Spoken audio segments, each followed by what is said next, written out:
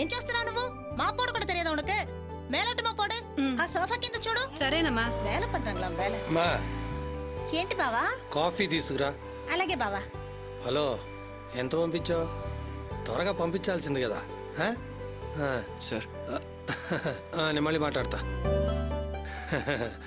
ఏం తమ్ముడు, అப்புறம் అమ్మకు ఫోన్ చేసి ఇక్కడ భద్రంగా ఉన్నానని చెప్పావా? பேசிட்டேன் சார். కూర్చో కూర్చో. வந்ததுலேருந்து வீட்டுக்கு பேசவே இல்லை. நீங்க அட்வைஸ் பண்ணதுக்கு அப்புறம் தான் ஃபோன் பண்ணி பேசினேன். இப்போ மனசுக்கு திருப்தியா இருக்கு சார். తమ్ముడు, కోవిల్లో సామి இருக்கிற இடదా కరువరని తమిళ్లో చెప్తారు. ఆ కరువరలేదా తాయి நம்மள సుమందు పెక్కరా. అలాంటప్పుడు తాయి ఆ దేవతకు సమం. అర్థమైందా? తమ్ముడు, வீட்டில் கோச்சுக்கிட்டு பணத்தை எடுத்துக்கிட்டு தெரியாத ஊருக்கு வர்றதெல்லாம் చాలా తప్పు. చూసావా, నిన్న రాత్రి நான் வரது கொஞ்சம் லேட்டா இருந்தா என்ன ஆயிருக்கும்? இன்னைக்கு காத்தால உங்க அம்மா கிட்ட கூட நீ போன்ல மாட்டாடுண்டோ. படிக்க முடியாததெல்லாம் ఒక పెద్ద ప్రాబ్లమా?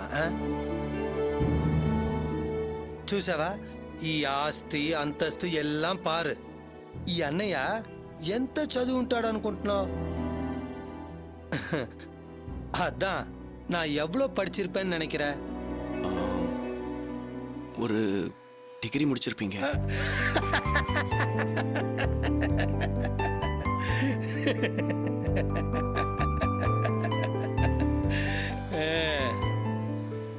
மூடோ கிளாஸ். எனக்கு என் வைஃப் கொடுக்குற டிகிரி காஃபியை தவிர ஏ டிகிரி தெரியுது. బావా తీసుకో బాబు. లీలా, అదిగో అక్కడుందే ఆ మెషిన్ పేరేంటి? దాని పేరు వాక్కు. అది దాన్ని వాక్కు ఏదో అంటారులే బావా. பாத்தியா மோகன், நான் படிச்சது 3ஆம் தரகத்தை. என் வைஃபுக்கு வேக்யூம் கிளீனர்னு கூட சொல்ல தெரியல, ஆனா யூஸ் பண்றா. எப்படி? இதுக்கெல்லாம் காரணம் படிப்பில்லை தம்முடு, டப்பு. அந்த பணத்துக்காக தானே நின்ன நைட்டு உன்னை கொலை பண்ற அளவுக்கு வந்துட்டாங்க. కాలేజీలో కాలు పెట్టినోడంతా இன்னைக்கு பெரிய பெரிய యూనివర్సిటీ நடத்துறான். பணம் தான் எல்லாமே, அதை அர்த்தம் చేసుకో. பணம் இருந்தா எல்லாத்தையும் வாங்கலாம், ஆசைப்பட்டதெல்லாம் அனுபவிக்கலாம்.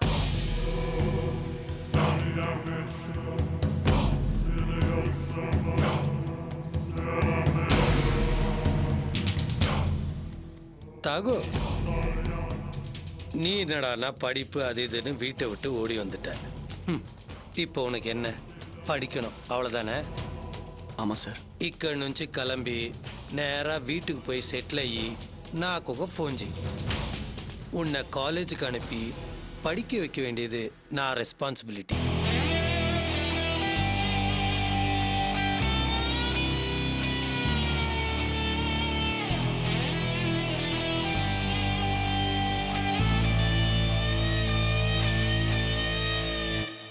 என்னை நம்பி நீ எதில் வேணாலும் தைரியமாக இறங்கலாம். ரொம்ப நன்றி சார். நான் வீட்டை விட்டு ஓடி வந்தது கூட நல்லதா போச்சு. ஏன்னா உங்களை மாதிரி பெரிய மனுஷங்களை சந்திக்க முடிச்சதில்ல. సరే సరే, పోయి சீக்கிரமா ரெடி ஆயிட்டு வா. మన జీప్లో నానే తీసుకెళ్ళి బస్ స్టాప్లో డ్రాప్ பண்ணுறேன். Okay sir. Thanks sir.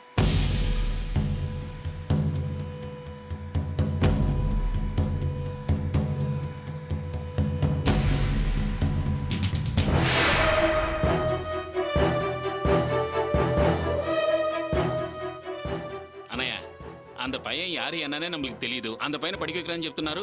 ஊரை விட்டு ஓடி வந்தவனுக்கு உதவி செய்யணும்னு మీకు தலையெழுத்தா? அவன் ஓடி வரலடா, தேடி வந்திருக்கான். அவனுக்கு பணத்து மேல நிறைய ஆசை இருக்கு. இந்த மாதிரி ஆளுங்களை தான் நம்ம வியாபாரத்துக்கு தேடி கண்டுபிடிக்கணும். அவன் உயிரை வேற நான் காப்பாத்திருக்கேன். அதனால கடைசி வரைக்கும் அந்த நன்றியோட இருப்பான். வா, நீ காலேஜுக்கு நான் என்ன படிக்க வைக்கவா அனுப்புறேன்? இல்லை, మన గంజా తొழிల చెన్నైలో ఆరంభిక పోరా. దానికి వీడే సరైన ఆడు. కాలేజీకుள்ள స్టూడెంటు ఎన్ని వేణాலும் పడலாம் పోలీస్ లోపలికి రాదు யாருக்கு எந்த விதமான சந்தேகமும் ராது நம்ம வலையில ఒక காலேஜ் சிக்கினா போதும் அதுக்கப்புறம் పబ్లిసిటీయే ఇல்லாమ மற்ற కాలేజ్ స్టూడెంట్ எல்லாம் మన కస్టమర్ అయిపోతారు పురీదా అన్నయ్య మీరు సాధారణ ఆళ్ళు కాదు, పెద్ద ఆళ్ళు.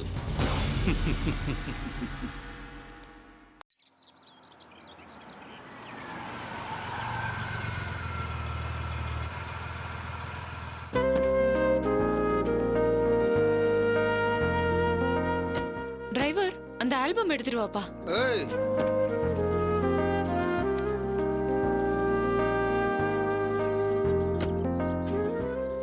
என்ன பார்த்தா உனக்கு டிரைவர் மாதிரி தெரியுதா? இந்தா புடி. ஒரு விஷயத்தை ஆரம்பிச்சிட்டோம்னா அதை அப்படியே மெயின்டைன் பண்ணும். நீ உன் கேரக்டருக்குள்ளேயே அப்படியே கரைஞ்சு போக வேண்டாமா? அதுக்குதான். வாங்க.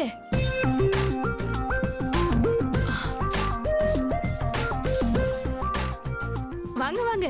என்ன இப்படி திடீர்னு சொல்லாம சர்ப்ரைஸா வந்திருக்கீங்க? என் வீட்டுக்கு வரதுக்கு நான் சொல்லிட்டு தான் வரணுமா? அப்படி இல்ல. சாரு வா வா, எப்படி இருக்க? நல்லா இருக்கியா?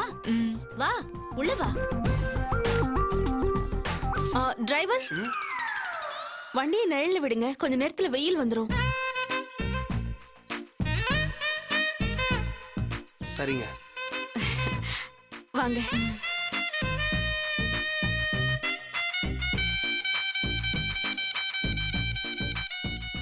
வாமா சாரு, உட்காரு. உட்காருங்க, நான் போய் காஃபி எடுத்துட்டு வரேன். இல்ல வேண்டாம். ஜூஸ் சாப்பிடுறீங்களா? இல்ல வேண்டாம், எனக்கு வேணும்னா நானே கேட்டு வாங்கி குடிக்க போறேன். நமக்குள்ள என்ன ஃபார்மாலிட்டிஸ். நிச்சயதார்த்த ஆல்பம் வந்துருச்சு. ஓ, அதுக்குள்ள வந்துருச்சா? உட்காருங்க.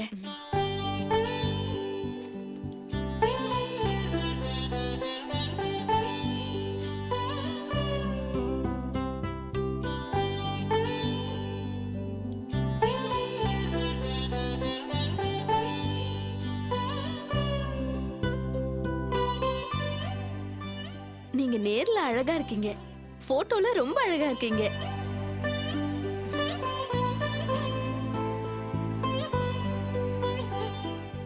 லவண்யா, இந்த போட்டோல நீங்க தான் ரொம்ப அழகா இருக்கீங்க.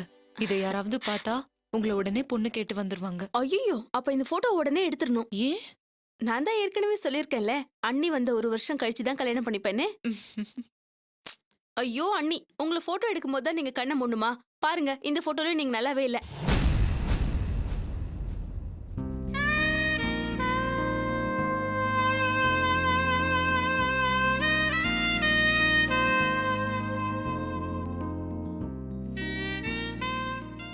அண்ணனை பாருங்களேன், முகத்துல அசடு வழிஞ்சுக்கிட்டே உட்கார்ந்துருக்காரு.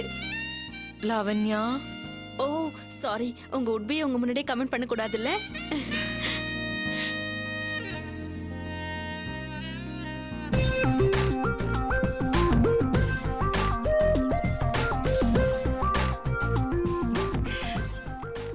வாங்க தம்பி, எப்ப வந்தீங்க?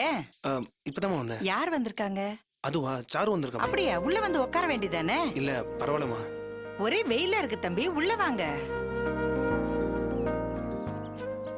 உள்ள வந்து காஃபி சாப்பிடுங்க தம்பி. இல்ல பரவாயில்லமா, நீங்க போங்க. என்ன இருந்தாலும் நீங்க எங்க சம்மந்தி வீட்டு டிரைவரு. உங்களை கவனிக்கலன்னா நல்லா இருக்குமா? அது சரி, டிரைவருங்க உங்களுக்கு வண்டியிலேயே உக்காந்து தூங்கி பழகி இருக்கும். சுத்தம். அம்மாவும் பொண்ணு ஒரே மாதிரி இருக்காங்க. இப்படி ஒரு ட்ரெஸ்ல பார்த்துமா நான் டிரைவர் நம்புறாங்க? சாரு, வாமா சாரு, எப்பமா வந்த?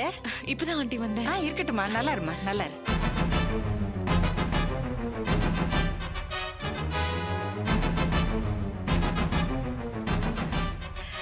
நல்லா இருக்கியாம்மா? வீட்ல எல்லாரும் நல்லா இருக்காங்களா? எல்லாரும் நல்லா இருக்காங்க. நிச்சயதார்த்த ஆல்பம் வந்துருச்சு, அதான் கொடுத்துட்டு போலான்னு வந்தேன். பரவாயில்லம்மா, நீ வருவேன்னு நான் கொஞ்சம் கூட எதிர்பார்க்கவே இல்ல. என்னாலே நம்ப முடியலம்மா. சாரு, அத்தை என்ன சொல்றாங்கன்னு உனக்கு புரியுதா? நிச்சயம் பண்ணதுக்கு அப்புறம் ஆல்பத்தை எடுத்துட்டு நீ பாட்டுக்கு பட்டுன்னு வீட்டுக்கு வந்துட்ட. இந்த மாதிரி விஷயத்துல எங்க அத்தை ரொம்ப ஸ்ட்ரிக்ட் தெரியுமா?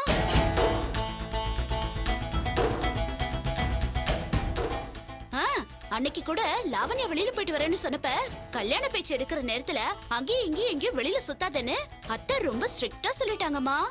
இல்ல லாவண்யா?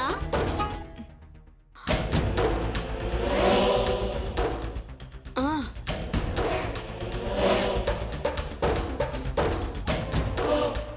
நீ வீட்டுக்கு வந்ததுல அத்தை ரொம்ப சந்தோஷப்படுவாங்க. ஆனா அந்த சந்தோஷத்தை விட உன்னை யாரும் ஒரு வார்த்தை குறை சொல்லிடக்கூடாது பாரு, அந்த அக்கறை தான் அவங்களுக்கு உன் மேல ரொம்ப அதிகமா இருக்கும். இல்லத்த?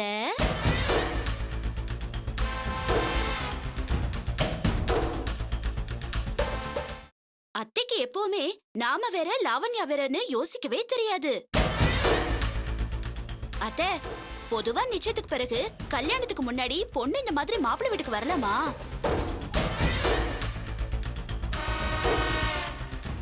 ஏன்னா இந்த மாதிரி விஷயத்துல நீங்க சம்பிரதாயம் பாப்பீங்கல்ல.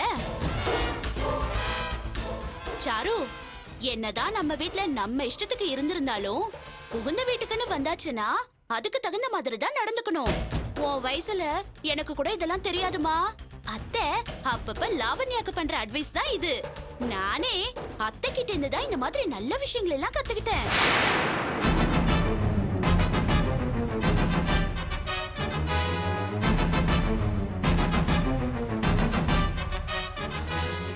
அப்ப நான் கிளம்புறேன் ஆண்டி.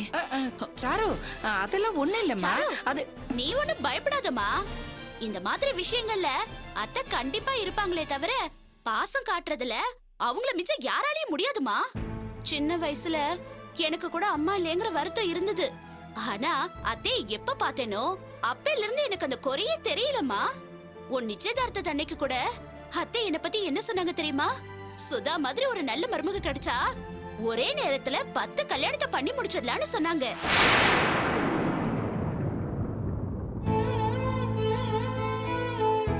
சாரி ஆண்டி, எனக்கு இப்படி வரக்கூடாதுன்னு ஃபார்மாலிட்டிஸ் எல்லாம் தெரியாது. என்ன தப்பா நினைக்காதீங்க ஆண்டி. ஐயோ, அதெல்லாம் ஒண்ணும் இல்லம்மா.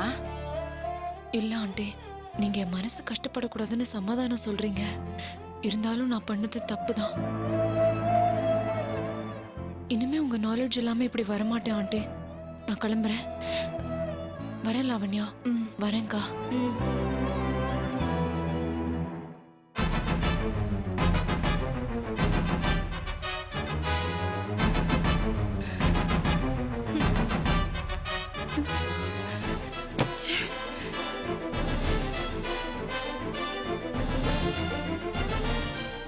என்னம்மா, அண்ணியும் நீயும் பயங்கர க்ளோஸ் ஆயிட்டீங்க போல இருக்கு. ஒரே பாராட்டு மழையா இருக்கு.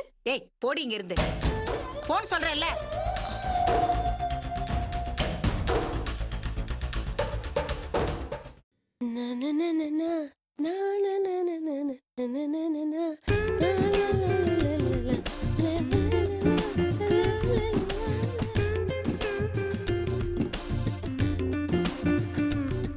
என்ன பாட்டி சந்தோஷமா வர? அங்க போய் பாரு உன் சித்திக்காரிய. பிள்ளை போன் பண்ணால உடனே எல்லா சேக்கும் பறந்து போயிருச்சு. குளியல் என்ன, கொண்டை என்ன, அலங்காரம் என்ன, புது பொண்ணு மாதிரி சிங்காரிச்சுக்கிட்டு இருக்கா. ஏன் பாட்டி எப்ப பார்த்தாலும் அவங்கள பத்தியே பேசிட்டு இருக்க? இருந்துட்டு போட்டோம் விடு. அவங்க இப்பவாவது சந்தோஷமா இருக்காங்களே, அதுவே போதும். நீ அவளை பத்தி புரியாம பேசிக்கிட்டு இருக்காத. அவ சந்தோஷமா இருக்கான்னா அடுத்த குடிய கெடுக்கிறதுக்கு தயாராயிட்டான்னு அர்த்தம். மெல்ல பேசு பாட்டி. சித்தி காதுல விழுந்து அதான் கேட்க போறாங்க. கேட்கட்டுமே, அதுக்கெல்லாம் பயந்த காலம் மலையேறி போச்சு. அவ சீமந்த புத்திரன் வந்துட்டான் போல இருக்கு. மோகன கோயிலுக்கு தானே வர சொன்ன, இங்கேயே வந்தா?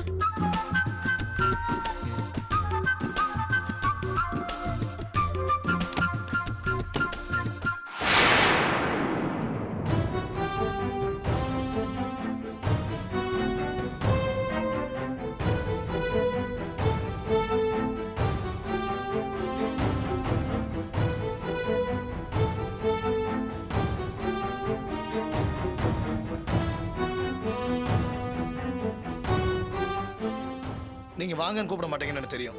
தெரியுது இல்ல, அப்புறம் ஏன் இங்க வந்த?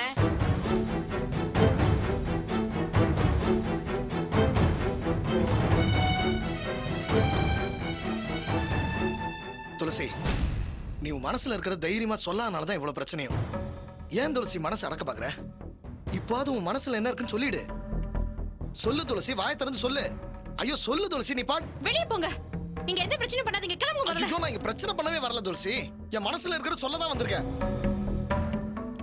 உன் மேல எவ்வளவு பிரியமா இருக்கேன்னு உனக்கே தெரியல துளசி. பிரியம் கூட சொல்லக்கூடாது, அது சாதாரண வார்த்தையா போயிடும். நான் உன் மேல உயிரை வச்சிருக்கேன் துளசி.